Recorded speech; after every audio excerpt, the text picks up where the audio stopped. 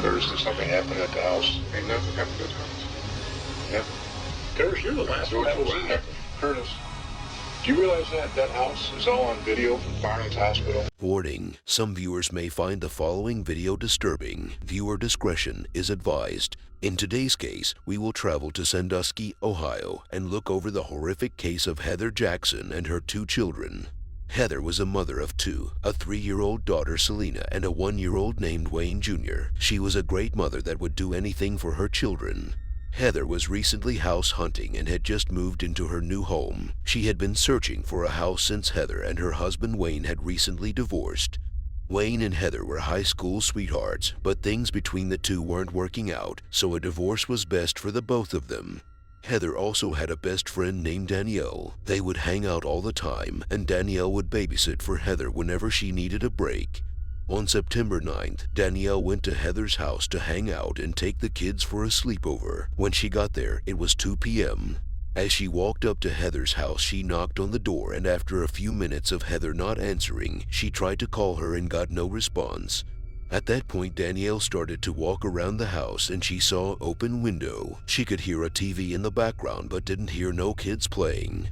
As she screamed out Heather's name, she got no reply. Danielle called her mother Jody to let her know that her daughter wasn't answering her calls or the door. She said it was strange since Heather would always tell people if she wasn't going to be home. Her mother also thought it was weird but decided to give her daughter some time. Maybe she was out and her phone was dead. After a few hours passed and she didn't hear from her daughter, she called 911 and asked if they could do a welfare check on Heather. Yeah, hon. I've got a 23-year-old daughter. She's got 2 babies, 3 and 1. We have been trying to get a hold of her all day long, me and the friends. One of her girlfriends just went over to where she lives, and she said the TV's on, the baby's bottle is on the 5th floor, and little Selena's pacifier is laying on the ground. I was wondering, can I get you guys to go over there? When officers arrived, they checked all the doors, which were locked. Like Danielle, the officers walked around the building looking for evidence of a crime but saw nothing. Since Heather was an adult and they saw no sign of forced entry, officers decided to leave. Around 7:30 p.m., Hanson and Dan, 2 friends who would hang out with Heather, went to her house after hearing that she was missing. They knocked on the front door and no one answered. Dan went to the back porch and forced open the door. Once he went inside, he walked around and he would be the one to find Heather deceased. After seeing her, he called 911. This is Danielle, the Heister. We was just in a front Sunday concert. We just checked on her not that long ago. Okay, I walked in the back door because I thought I heard someone come in and there's a body under the mattress. And there's a what? A body, a person's body, a deceased person. When officers arrived for the second time, they were greeted by Hanson and Dan telling them how they found Heather in the bedroom stuffed between 2 mattresses. As the officers walked past the living room, they stopped by the first bedroom and stated it seemed to be the baby's bedroom since it had a toddler bed set. Officers then approached the back bedroom, and when they pushed open the door, it was clear that a crime had occurred there. Officers spotted Heather between 2 mattresses. As the officer removed one of the mattresses, Heather was completely naked from head to toe, and she had a red shirt tied around her neck. She's under the mattress. I don't want the baby that I want to search my babies. There's no one else under there. I can't. I lifted it up. I don't see anybody on the other side. Where the is the baby? Heather's 2 kids were still nowhere to be found. Officers were hoping maybe the children were at daycare, or maybe with their dad, but one officer would walk past a closet that no one had checked, and when he opened the door to the closet, he saw a few moving boxes. After looking behind the boxes, he spotted Heather's 3-year-old daughter Selena and Heather's 1-year-old son Wayne under his sister. Both her children were found deceased in the closet behind the moving boxes.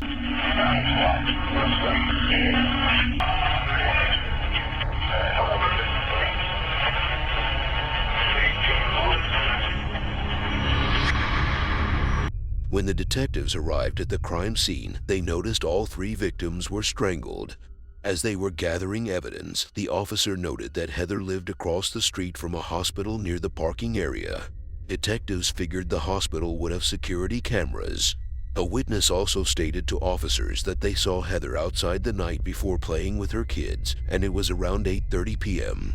When detectives looked over the footage starting at 8:30, they did see Heather playing. After a few, she went back inside her house. For 2 hours, detectives watched over the footage, and nothing happened till 10:50 at night when a car could be seen parking in Heather's driveway. The car stood there for about 20 minutes. The video was so dark, and it was also raining, so it made it nearly impossible for detectives to ID anyone in the car. With the video coming up short of leads, the detectives wanted to interview Dan and Thomas, the two gentlemen that found Heather deceased in her house. Detectives started with Dan, and this is what he had to say. Back door, open screen door, and out the door. You didn't have to push the door? Didn't bust nothing. Okay. Like I didn't kick the door in or out. Okay, but it was definitely unlocked? Yes. And you unlocked. Force the door, and that's fine. Okay, I'm still getting the cable open. That's important. But I didn't physically bust it or anything. So find the forced entry. Yeah. Someone I had asked me to yes, I have no problem with all that nature. After Dan, detectives brought Thomas in for questioning. She called me last night and I stopped over there. Did you get out of the car and go in? No, I was sitting in the car. And Josh, I guess his last name was starts with a C. And I said, I'm gonna get going. She said, all right, she give me a hug. And that was the last time I heard from her. After hearing Thomas's story, detectives realized he was the person in the car they couldn't ID that night. Thomas told them that while he was talking to Heather, he could see another person inside her house. Thomas told them it was a guy that went by Josh C. Detectives looked into Josh C. and found out who he really was from one of Heather's friends. Detectives were able to find Josh and bring him in for questioning. Josh, I'm Detective. Kind of a mess right now, isn't it? Yes, sir. How do you know Heather? Friend. So they're just and her kids. The kids were sleeping. Okay. But there was also a guy named Tom. Okay. She had texted him at 12:49. Okay. That's when he came and got me. Detectives needed to verify Josh's story, so they started by taking a trip to the 7-Eleven that Josh stated. They wanted to see if he really made the purchase he claimed. When looking over the footage from the 7-Eleven, Josh was spotted entering and doing exactly what he said. Josh was telling the truth so far, but they couldn't rule him out yet. Detectives took a swab from all three men, and after a few days, the results came back, and detectives were able to fully rule out all three men as suspects. Their DNA didn't match the DNA on the t-shirt that was around Heather's neck. That DNA came back to a mysterious person, meaning someone else was there besides those three men. When looking into Heather's phone records, investigators noted she was still taking phone calls till 3 a.m. To the detectives, 3 a.m. had to be the time when things went wrong for Heather. When looking back over the footage of the hospital, they checked the footage for 3 a.m. and the detectives spotted a car in front of Heather's house, and the car didn't leave till 4 a.m. Taking a look at a different angle, the car that was in front of Heather's house was seen driving through the hospital parking lot, so it gave the detectives a chance to see what type of vehicle it was. It was noted that the vehicle was a white Cadillac. Detectives also traced the number that called Heather last, and it came back to a guy named Curtis Clinton. A background check into Curtis revealed he was convicted of a murder that looked very similar to how Heather's crime looked. He was convicted in 1997 and served 13 years for that crime, and Curtis recently got released from prison 7 months before Heather's crime. Looking to see if Curtis had any vehicle registered to him, it came back that he owned a white Cadillac. It was same type of car seen at Heather's house. With all these red flags, Curtis became their #1 suspect. Detectives put a bolo out for Curtis and his car. Officers did find the car 15 miles away from Heather's place. When detectives checked the inside of the vehicle, they found a receipt for a gas station for the same night that Heather's body was discovered.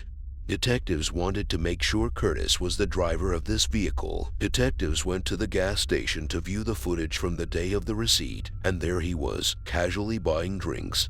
This meant he was the last one to see Heather alive, and he was also the last one to talk to Heather on the night she was murdered. As detectives were looking for Curtis, dispatch would receive a call. I don't know if I'm supposed to call you guys. I don't know who I called, but I need help. What kind of help? Do you need an ambulance or law enforcement? An ambulance? My boyfriend, he ended up overdosing on Tylenol, and I'm sending the squad over there. Her boyfriend would be taken to the hospital and later identified as Curtis Clinton, the investigators' #1 suspect. Once the doctors released Curtis, officers arrested him and took him in for questioning. Curtis, did something happen at the house? Ain't nothing happened at the house. Nothing. Curtis, you're the last one that was in there. Curtis, do you realize that that house is all on video from Firehouse Hospital? Firehouse security cameras are right around that place. Investigators also had a phone recording of Curtis speaking to his mother. The recording didn't help Curtis at all. I think that, nothing would happen like that again because I was doing good. I know, baby. I just thought I could fight through it.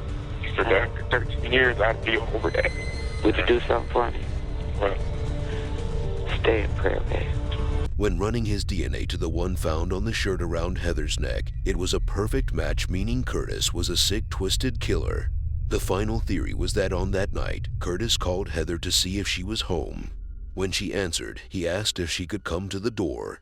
Curtis and Heather would talk for a few minutes, and then Curtis would try to force a sexual gesture toward Heather, to which she declined. Curtis couldn't take no for an answer, so he forced himself on Heather. After doing so, he strangled her. As he was leaving her house, he strangled her 2 children as well, truly a sick piece of trash.